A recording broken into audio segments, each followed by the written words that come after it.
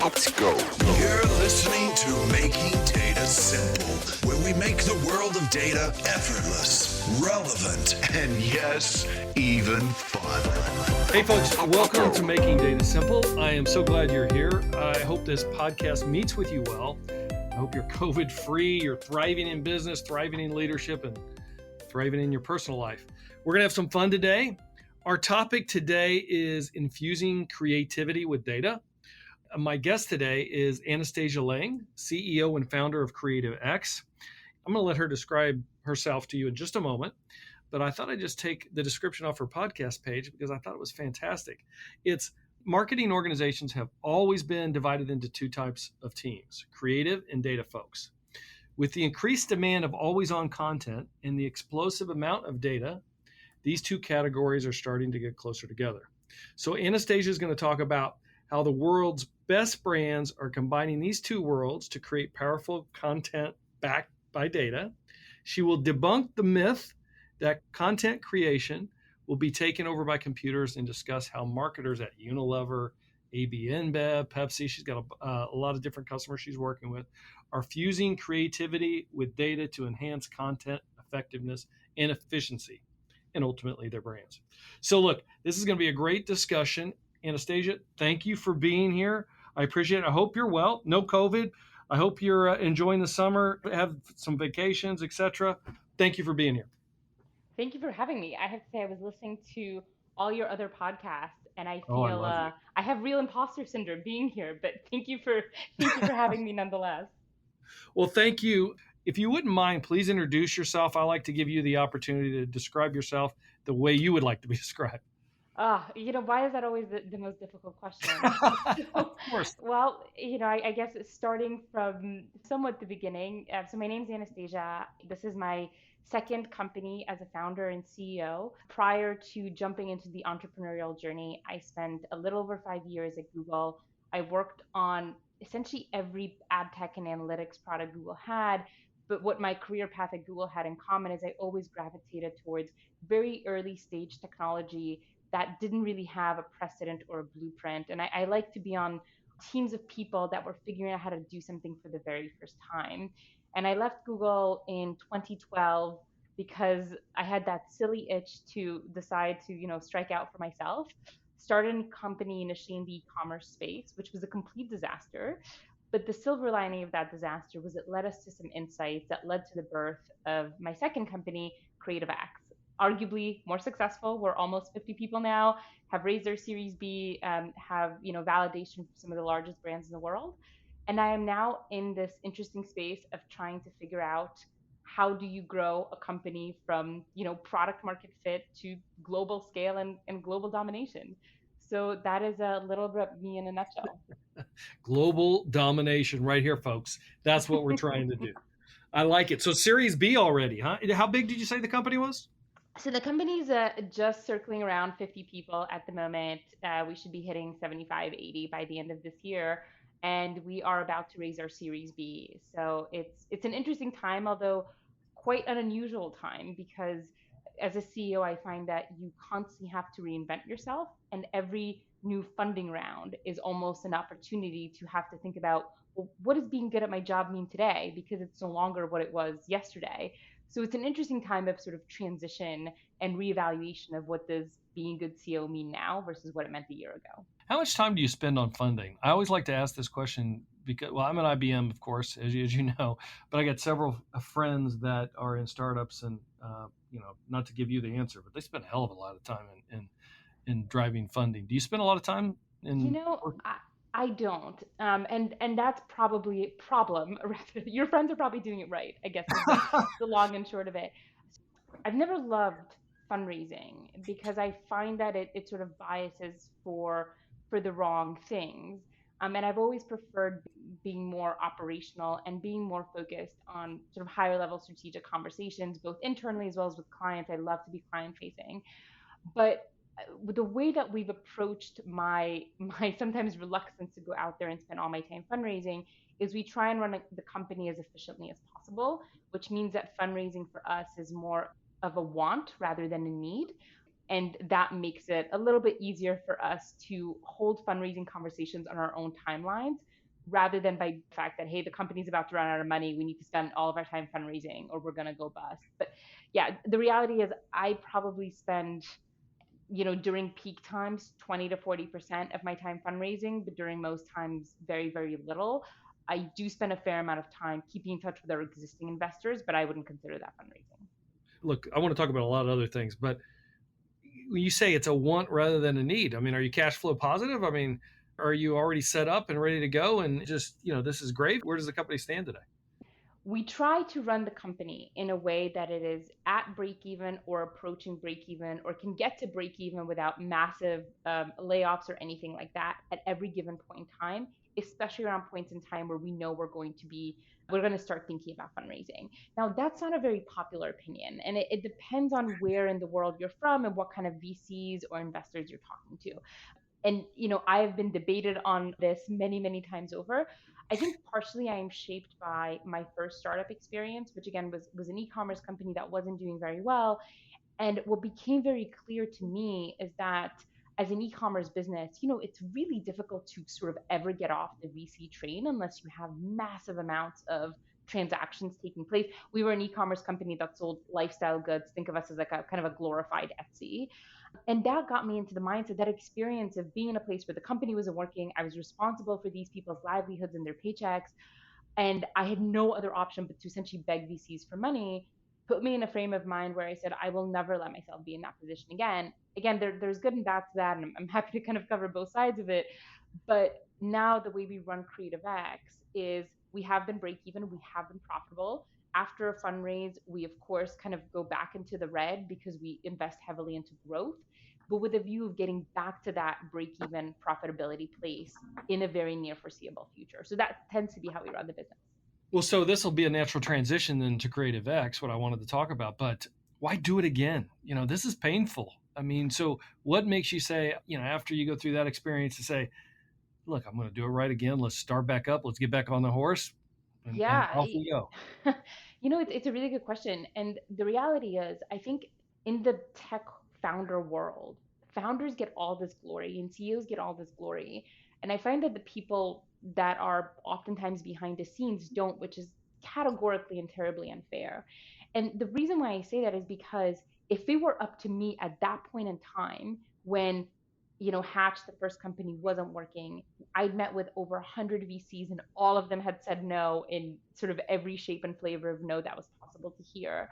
And then out of nowhere, an investor came to us and said, hey, I think some of the underlying technology that you're building for Hatch is really interesting. And that was what eventually became Creative X.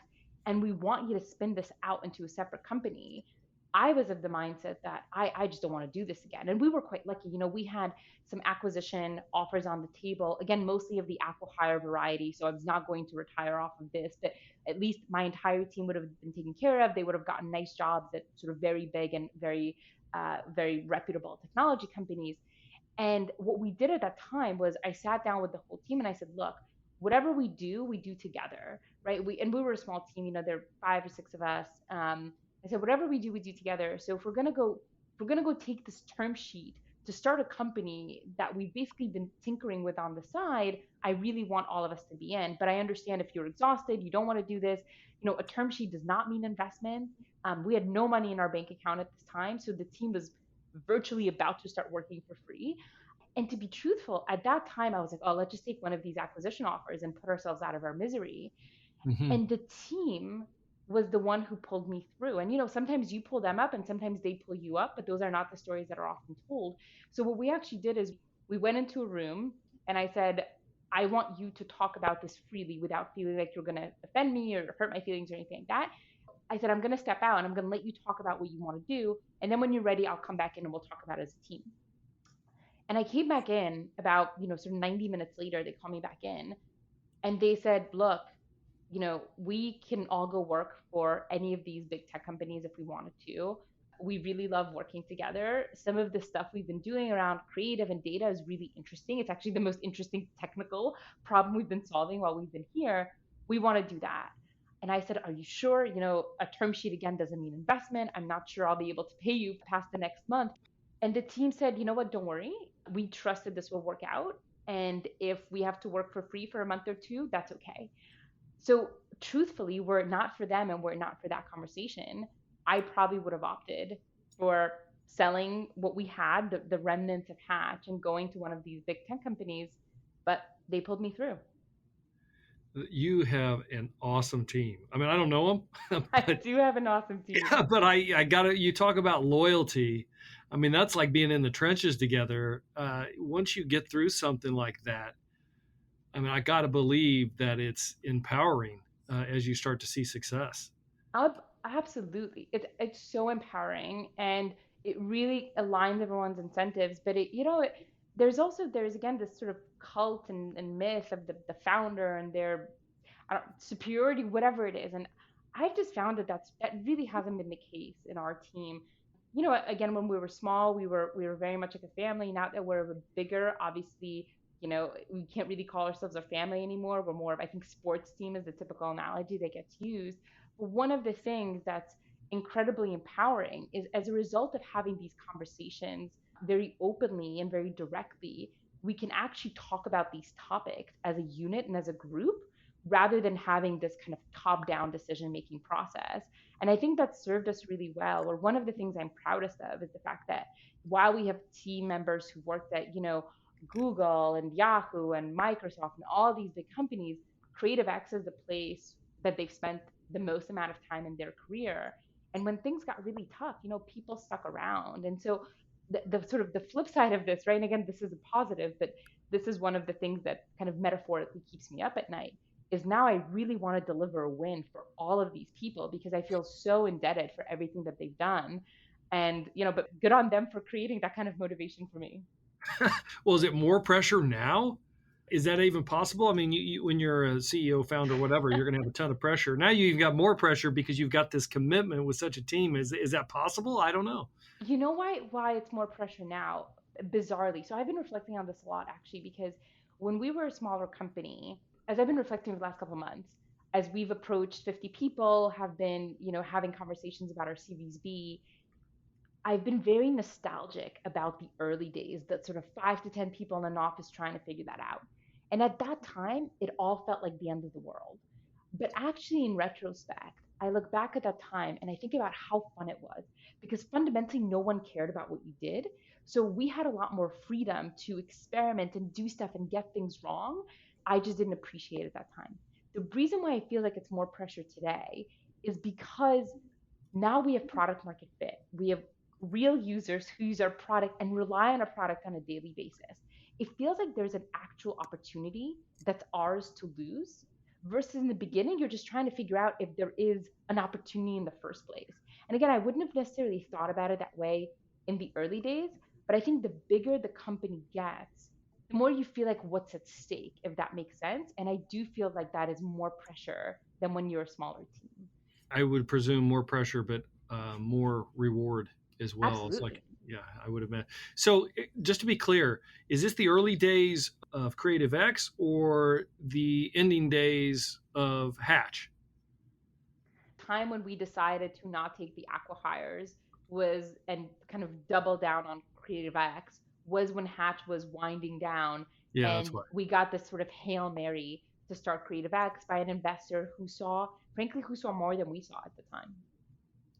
So go ahead. So then the end of my question is, might as well finish the story of how CreativeX gets started, why it gets started.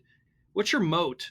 What do you have that others don't have in the space? I'll talk about kind of the first two parts. So the way CreativeX got started was again a happy serendipitous accident. Hatch wasn't working, as I mentioned. And as an e-commerce business, we spent quite a bit of time using imagery and video to convince our customers to come to our website and buy our product. And we were in this place where we had very little money in our bank account. We couldn't compete on all the traditional marketing channels.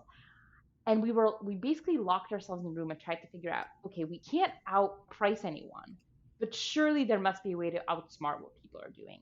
Mm-hmm. And we started thinking about if we can understand imagery and video better, because we noticed that was such a big part of our conversion funnel and our marketing funnel, then surely there's a way to be more efficient here. So what we started doing initially in a spreadsheet was we took a bunch of images and videos we were using for marketing purposes. We put them in a spreadsheet and we started thinking about binary questions we could answer about those images or videos. As in, is there a person in this image? Yes, no, or 0, 1, or 1, 0. Is there a product in this image? Is the woman smiling, et cetera, et cetera, et cetera. And we would go through and manually input this data next to all the images we had in the spreadsheet.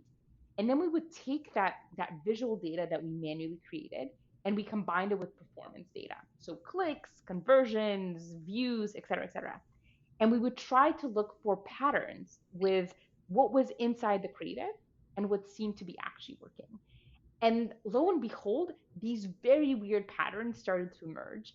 The kinds of things that you would probably sound crazy saying in a meeting, but yet we were seeing there was a real relationship between the things we were using, the creative attributes we were featuring in our content, and the way our consumers were responding. So we started making decisions based on that data, decisions around the kind of content we should show to different people, the kinds of images we should choose, and the kind of images we should put money behind. And we started to see an improvement, not only in our conversion and our overall unit economics. So for an e-commerce site that was relatively low price point, we were able to get to profitable unit economics after the customer's very first purchase, which is no small feat for an e-commerce business. And so basically on the back off that, we were able to sort of have it not completely sink into the ground. And so we use that to go out and sort of say, hey, look, we were here and then we did this and we got here, and you should give us more money to kind of scale this out. The majority of investors basically said, look, we're just not interested in e-commerce. And a couple of them took a much deeper look at how we were doing, how we were kind of driving this upwards curve in growth, looked a little bit more into it and said, hey, we think that's the business opportunity, not the e-commerce site, that's sort of the methodology behind it. And they, it took them pointing it out for us to think about, oh my gosh, this is a much bigger business, right? And of course, having had one startup that was on the brink of failure at that time, we went out and before we signed any term sheet, we actually talked to a number of customers. I basically tried to find any CMO or senior marketer that I knew and said, hey, here's some technology we're tinkering with. Is this interesting? And what had happened, which was fascinating, is basically everyone we spoke to sort of said, hey, can we sign up for your beta? And we're like, we don't even have a company name, let alone a beta. But it gave us enough validation to know that there was something here, which is when we decided to, again, pushed by a nice investor, when we decided to go out and basically pivot and refocus our team from building an e-commerce site to building creative analytics technology. Do you consider your business a marketing business, or I mean, how would you label it? What category is it in? It's an impossible question to answer. I think fundamentally we think of this as a technology and a data business. The initial application of this is in marketing because marketers are some of the biggest users of image data, right? Fundamentally, they're using imagery and video to convince their consumers to remember, purchase, engage with their product or their brand. However, you can imagine other applications of this technology in a different way. Some of the ones that I think about a lot that I would love to do at some point, and they're sort of on our longer term roadmap, is how do you use visual data to make better personal decisions? So what I mean by that is, online dating, right? Online dating today is entirely a visual game. Yet what we believe about us and what our pictures say about us tend to be two very different things. So I could say, hey, I love the outdoors and sports and all of that in my profile or description, but all my photos are me, drinking at a pub or drinking at a bar. There is a virtual disconnect between what I think I'm saying, the message I'm actually sending to people who might be interested in me. Same thing goes for, job seeking. So LinkedIn, right? Anyone who applies for a job, one of the first things we do is we go look at their LinkedIn profile. And I'm amazed at how many people don't think about the sort of the headshot they use or the profile picture they use when they're in a job seeking environment. So you're looking for a sales job, but you don't smile in your photo. And again, maybe it doesn't matter, but maybe it does, right? So we're really interested about other ways in other areas where you can apply this technology. But for now, we focus on the marketing use case because we want to get one thing right before we sort of scale out to others. So let me see if I can get this straight. This is fascinating, actually. I mean, I love this. So you went from an e-commerce business, so to speak, and this is kind of like the story of Slack or something. Slack was actually Yes. born out of a gaming company, Tiny Speck. Like they always say, you throw up the dartboard, you throw the dart on the wall, and then you put the dartboard where the dart went. So in Yeah. other words, you change your business to where you grow. So you started out an e-commerce business. Now you're kind of a tech and data business looking for patterns, marketing, whatever you call it, to identify trends that people can't see with the naked eye. That's right. And we're trying to think about how do we bring a layer of objectivity to something that has been traditionally very subjective. And that started with this question around, what is it about my content that is likely to lead to success, that has been proven to work, and how do I recognize those patterns at scale? The problem here is when you look at the world of, visual communication, if you kind of go back 5, 10 years, most marketers were creating, I don't know, a couple hundred, maybe a couple thousand of pieces of image and video content. You look at it today, and I mean, it's hundreds of thousands. So most of the companies that we're working with, their visual output was tripling to quintupling year over year. And you end up getting to huge numbers of content that's being produced. The problem with this is how do you maintain creative quality? How do you maintain brand consistency when you're thinking about content at that scale? You simply can't do it without technology at this point, right? And what ends up happening is, while a lot of marketing has been kind of datafied, right, where we now have applied analytics and data to most parts of the marketing funnel, creative has sat on this other end where it's still been very much a question of, you know, we like this or we don't like this, or we think this will work or it won't work, or people are simply evaluating creative incorrectly. You would be surprised how often we hear people say, hey, this one creative performed better than this other creative, therefore it must be this thing in that creative that's working. And we're like, well, first of all, that's not a statistically representative sample. You're talking about one versus one. Secondly, if those creatives were exactly the same except for one variable, maybe you could draw that inference. But it's kind of like that famous example that Optimizely, one of the big A/B testing companies popularized, where they talked about Obama's fundraising page. And I remember this very clearly because they said, hey, this landing page for Obama's campaign drove significantly more donations. And everyone inferred a different thing as to what it was about that page that worked. But when you compared the two, one was black and white, one was color. One had Michelle, one didn't. One had the kids, one didn't. One Obama was smiling, one he was serious. And so, yes, one performed better than the other, but not only is it not representative, but we actually have no idea why. And I think trying to figure out how do we objectively understand that why has been a conversation that we're trying to have with marketers around the world. Look, I think this is fascinating. If your tech is marketing or identifying the proper marketing in terms of who we are versus who we think we are, you're probably onto something and you're going to make a ton of money. You're going to become the next Slack at like $30 billion here pretty soon. So good for you. I would like to lift up the hood a bit. So talk about your technology behind it, if you would, on Creative X. Is it all about imaging? I mean, is that where you're focusing? Is that your sweet spot? Is that your moat? What technology are you using AI in that way? Just tell me how you're using technology. What we try and do is create the greatest set of metadata associated with imagery and video. Obviously, video is more complex than imagery because you have to go frame by frame by frame. It also has audio, which is a different component. So we broadly think of the creative as a unit. And our job initially is to gather, an all-encompassing set of visual metadata that we can then use to not only objectively understand what's happening in that creative, compare it to every other creative that you're putting out there, but really start to use that data to help you influence how you think about, consumer communication. So some of the technologies we use, we started out just using computer vision and basically image and video recognition. So this was really focused on object detection and parsing objects from the content. We then moved into focusing on text detection and using things like optical character recognition to pull out any text in the asset and parsing that out as well. When we moved into video, we started trying to look at the audio file as another stream of data. So you've got sort of the combination of the visual, the text, and the audio all working together. And then the thing that we did on top of this is we started thinking about how do we move beyond object detection into more concept or thematic detection.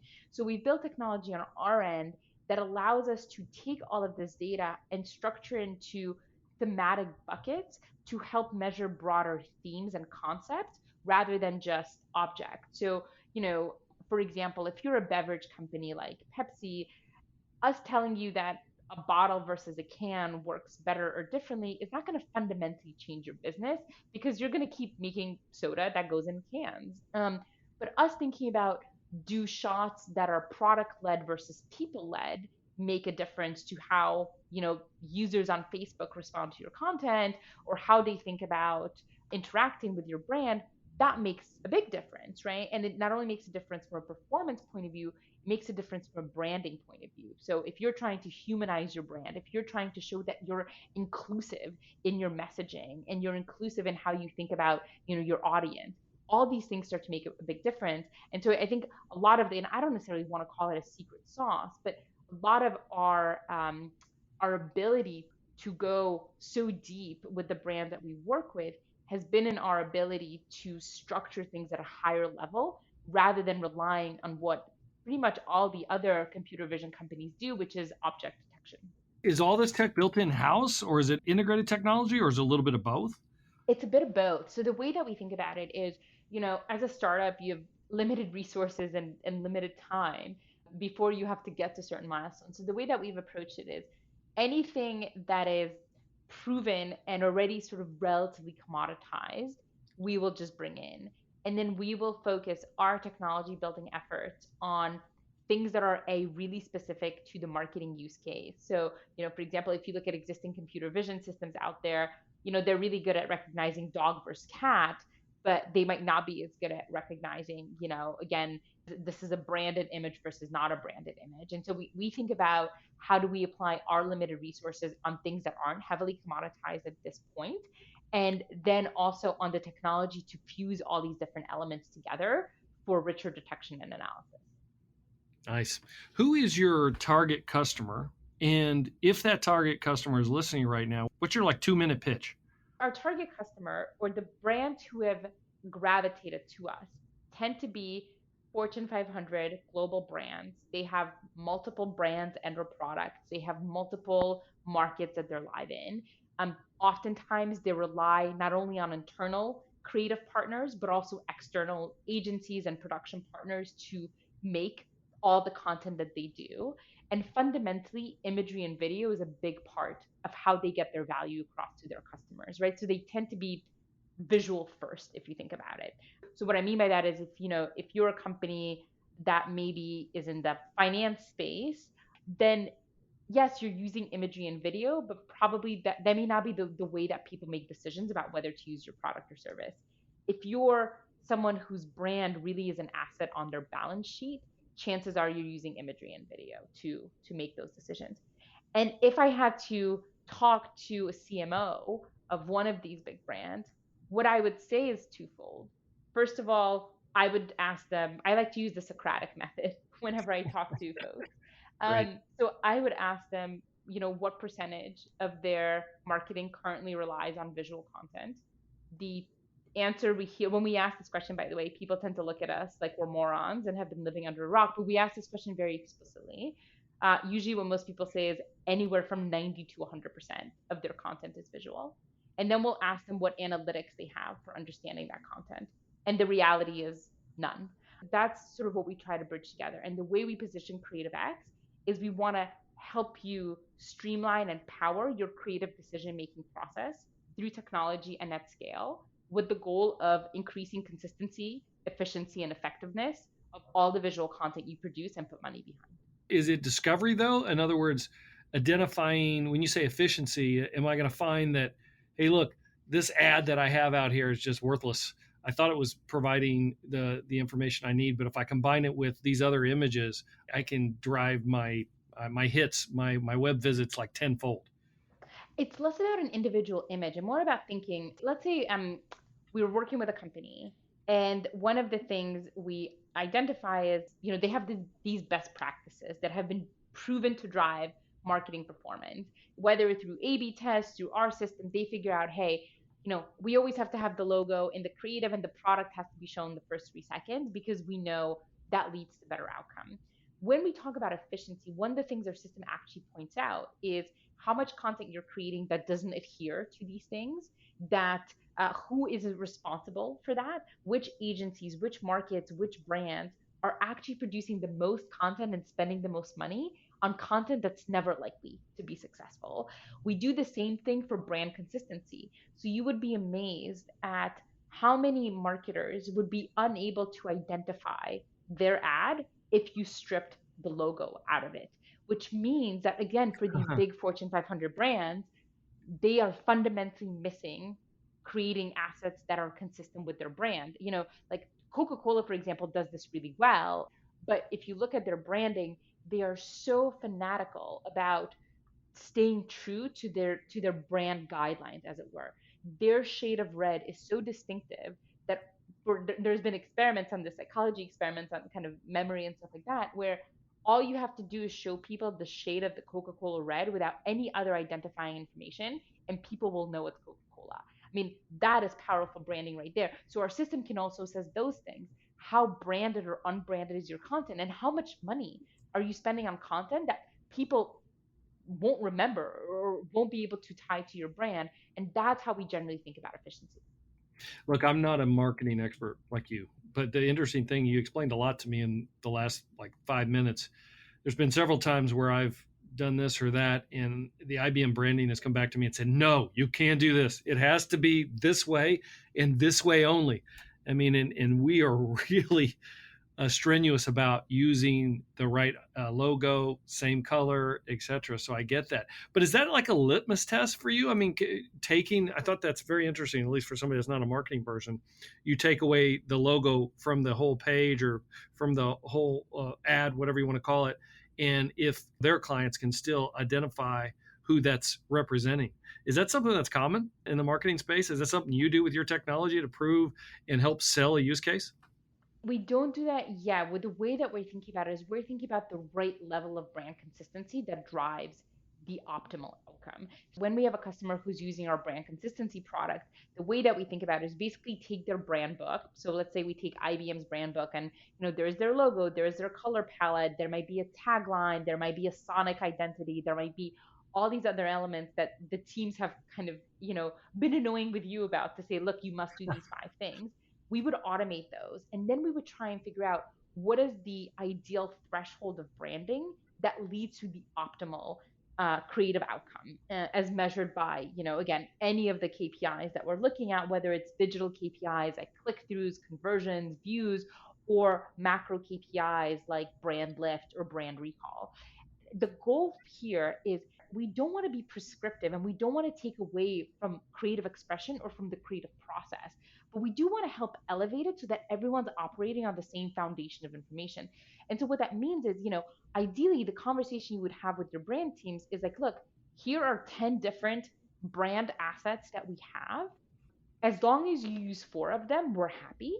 But you can figure out which ones are the right for you to use in this instance. Because what you don't want to go through places, it's like kind of a paint by number type situation where your entire creative is pre-prescribed based on data. I think that won't work. And we've seen terrible examples of when you let AI make a piece of content, and it's really not all that great. So human insight and human direction, we think, will never go away. But we think about how do we create a canvas in which that creative expression has the best likelihood of thriving. And that's thinking about, some degree of constraints, which will yield the best outcome. Are there other competitors doing this today? There are a lot of folks now thinking about visual data, and that's another thing that's really changed over the last few years. Was when we started and we went into all these meetings, by the way, it was a blessing and a curse, but we basically got kind of kicked around an organization, be like, hey, you should talk to these nerds, they're doing some cool stuff, but no one wanted to buy our product because they didn't know what it was. The industry has come a really long way since then. So There are a lot of folks doing stuff in visual. I think they tend to mostly fall into the camp of computer vision or visual labeling as a service. So whether it's even things like Watson, right, or the things like Google Vision, Clarify, etc.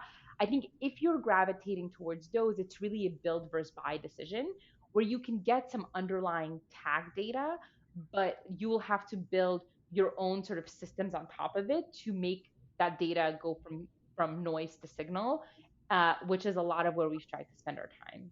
Does that answer your question? No, it does answer my question. I like it. Well, why do you think the interaction of creatives and data is so relevant right now? Because we live in a visual world. I mean, and to some extent, you could say maybe that was always true, but it's never been true at the scale that it's true now. 3 to 5x content proliferation year on year, visual proliferation year over year, as well as a constant stream of new platforms, which require not only creating more content, but creating different content for different platforms. So before, there was a healthy element of reuse and recycle that we could apply. But now, you've got Facebook, you've got Instagram, you've got YouTube, you've got TikTok, you've got Snapchat, you've got Pinterest. All of them have completely different rules of engagement. So you have to take each piece of content and create unique ones. It's both kind of a scale problem and a personalization problem all in one. And we're sort of in a place where if you're creating more than a couple of thousands of creatives a year, you need technology. Otherwise, you're spending people's time doing very manual rote tasks that technology should do for them. As we summarize this, this is all great information, by the way, Anastasia. I could probably go on forever because I like to ask questions. That's why I started a podcast. But any customer stories that you'd like to share in terms of wrapping up how they've used the technology and benefited from the what you've provided here? Yeah, absolutely. So, we recently had a couple of case studies come out. Heineken is a great example of a partner that we worked with. We worked with them and Facebook together. We looked at about 190 different campaigns that they ran. So, this amount of 2,000 of different creatives. We looked for about 10 or 15 different attributes in the content itself. We ended up tying that to performance data and finding that using 4 of these elements drove a consistent and statistical impact on their bottom line. So they were actually able to map this all the way down to revenue data and brand data. And then what Heineken did as a result is they actually used our system to implement the adoption of these creative elements into the creative production process. So now every creative that's made for Heineken goes to our system first, validates it's meeting their kind of statistically proven and validated creative elements that drive revenue before that content can get shipped out. And they have, we can't share any data publicly, but they have confirmed that this has had a measurable impact on their bottom line and on their marketing effectiveness because they've basically been able to create their own canvas for marketing performance. Teams still have a tremendous amount of freedom, but they now know, hey, if we do these 4 things, my message actually has a chance of being seen and being heard. Yeah, that's a great example. Great example. This has been very informational. It's fantastic. By the way, Anastasia, you're so well spoken. I don't see you having any problem selling to any VCs when you need to. And the technology, I have to say, look, I don't know how many other technology competitors are out there, but look, you've sold me, and it's a perfect use case for artificial intelligence as well. I got to believe you. Could you say just a couple of words on that? Are you using artificial intelligence? I got to believe that's part of the image recognition, right? We're a lot more clever about how we take all the data that we have. And you asked earlier about the moat. I think part of the moat over time starts to be the fact that we sit on this very, very rich bank of visual data that we've been using to not only refine and learn and streamline our algorithms and our processes. And the interesting thing about this is because we have our pre-flight tools that allow content to be assessed before it goes live, we're actually seeing a lot more content than even what's publicly available today, which makes the ability to build better AI all the more kind of likely and certain if that can ever be the case with building AI. But certainly our data sets has started to become a differentiator and a moat. This is fantastic, as I said. Anything that we left unsaid that you want to make sure is said? Well, I think if there are any founders or prospective founders listening, all I would say is if you have a company that's failing, don't despair. It could be the beginning of an upcoming success. Well, you should have like it was $7,000, right? Yes. That's 7,000. That should be somewhere in I don't know your your motivational speeches or whatever. 7,000 is the word. You were down to Yeah, I have 7,000. the exact, I have the exact number somewhere. I think it was like $7,483.17. And now that we're starting to get bigger offices, maybe we need to name a conference room after that, just to remind people of the scarcity we went through. Or start a foundation or something. It's the 7,000 Foundation, whatever. You've got see now you can use that as motivation, right? That is a great idea. I will definitely do that. That's a great idea. Terrific. I'm glad that you made that pivot. And sometimes, I mean, that makes you appreciate what you have, one way or another. And I think your team, the way you've described them, are amazing. And I got to believe that you're going to be successful. I mean, they're in it to win it one way or another because they've been through that. You guys have been through hell together. It's like Winston Churchill says, if you're going through hell, just keep going. Yes.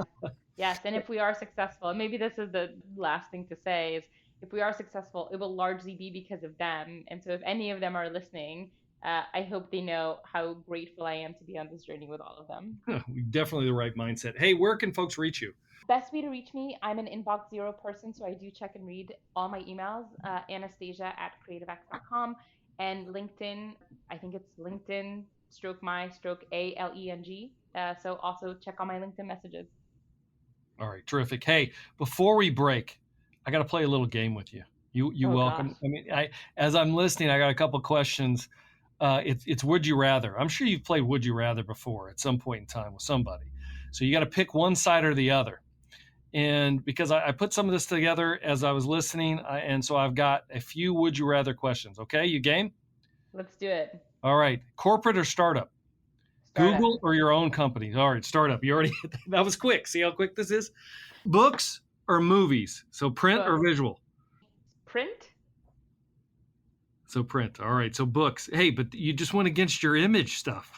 I know. I'm a big reader. I'm a big reader. This No, is the that's way I good. relax as I read books. Exactly why I asked the question. No, they're all good. Beer or wine? Wine. Wine. Hopefully nobody from Heineken is listening right now. And finally, Coke or Pepsi? Water. All right. What did you say at the very end? Now I forget. I had one more too, and now I lost my train of thought as you were finishing. Oh, no, that was a good one too. Oh, inbox of zero. I actually have a goal. I've got this daily goals that I have. I've got an inbox of zero goal, and it's hell for me. How do you do that? I haven't been able to hit it for a long time, but it's rarely more than one page. So inbox zero for me has not been possible for, years, but I never have, basically my levels of stress depend on how many unanswered emails are in my inbox. And typically what I find is at any given point in time, I'm between 10 and 20, which is normal. Once it gets into 2 pages, that means something is fundamentally wrong. Either we need to hire more people, I'm spending my time on the wrong things, I'm a bottleneck for the teams or something else. But actually achieving zero is an elusive goal. At least it's a goal. I feel better. We have the same goal. Thank you for being on this podcast. You have been fantastic. We could go on forever. That's a sign of a great guest. I appreciate you being here. Thanks so much for having me. All right. Thank you. And to all the listeners, thank you. As always, please rate us on your favorite location to listen to your podcast and hit me on almartintalksdata@gmail.com. We always want to hear what you have to say. Thank you. See you next time. Thanks for listening to the Making Data Simple podcast, where we make data fun. Be sure to visit IBMBigDataHub.com/podcast to access the show notes and uncover even more great episodes. Remember, the views expressed here are those of the host and its guests and do not necessarily represent the views of IBM. Until next time, let's go. Over and out.